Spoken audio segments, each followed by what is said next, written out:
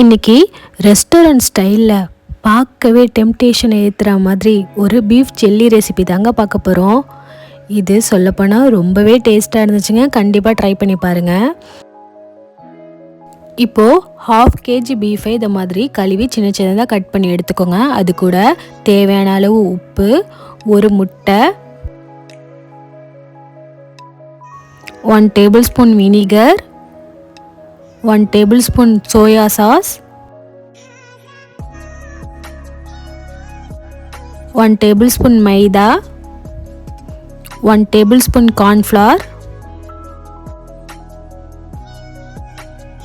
1 teaspoon இஞ்சி பூண்டு paste,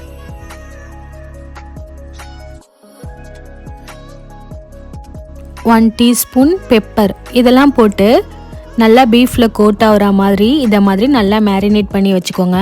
இது கண்டிப்பாக 1 hour மேரினேட் பண்ணி இருக்கணுங்க. அப்போ தான் பீஃப்குள்ளார எல்லா மசாலாவும் ஏறி இருக்கும்.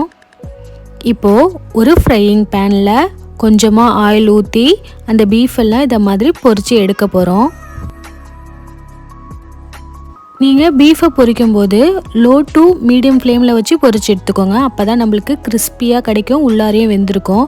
ரொம்ப ஹை ஃப்ளேமில் வச்சு பொரிச்சிட்டிங்கன்னா ரொம்ப ஹார்டாகிடும். அதனால் லோ டு மீடியம் ஃப்ளேமில் வச்சு பொரிச்சு எடுத்துக்கோங்க.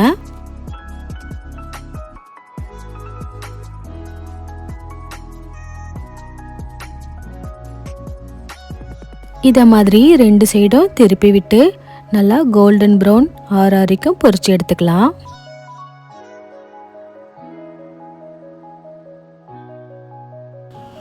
இப்போ பீஃப் எல்லாம் பொரிஞ்சிடுச்சு. இதை நம்ம தனியாக ஒரு பாத்திரத்தில் எடுத்து வச்சுக்கலாம். இதை மாதிரி பொரிஞ்சதுக்கப்புறமா மீதம் வச்சுருந்த பீஃபையும் இதை மாதிரி அதே எண்ணெயில் பொரித்து எடுத்துக்கோங்க. இப்போது பீஃப் எல்லாம் பொரித்து எடுத்ததுக்கப்புறமா அதே பேனில் சேம் ஆயில் யூஸ் பண்ணி ஒரு மீடியம் சைஸ் ஆனியனை நீட்டாக கட் பண்ணி இதை மாதிரி எண்ணெயில் சாட்டே பண்ணி விட்டுக்கோங்க.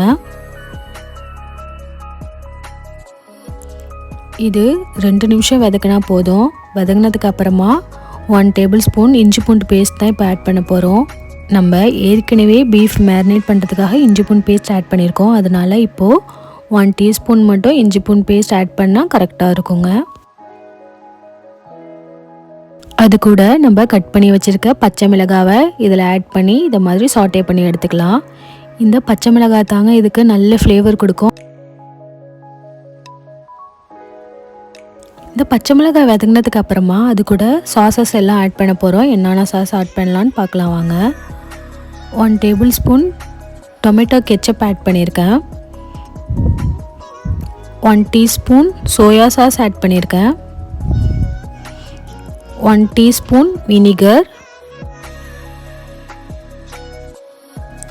ரெட் சில்லி சாஸ் 1/2 teaspoon,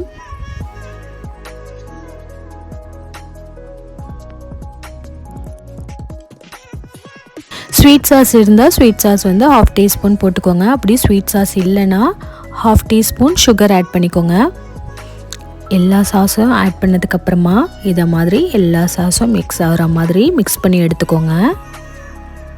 இந்த சாஸ் எல்லாம் 1 நிமிஷம் மட்டும் நல்லா கொதிக்கட்டும். கொதிச்சதுக்கப்புறமா இதை மாதிரி நீட்டாக கட் பண்ணி வச்சுருக்க கேப்சிகம் லாஸ்ட்டாக ஆட் பண்ணிக்கலாம்.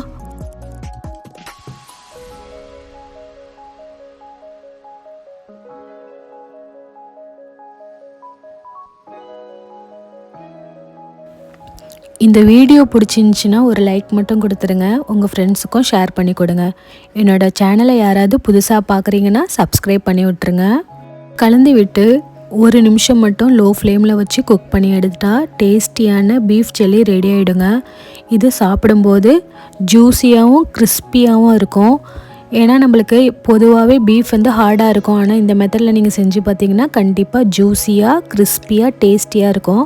கண்டிப்பாக செஞ்சு பார்த்துட்டு எப்படி இருக்குன்னு கமெண்ட் பண்ணுங்கள். என்னோடய சேனலை யாராவது புதுசாக பார்க்குறீங்கன்னா சப்ஸ்கிரைப் பண்ணுங்கள். தேங்க்யூ.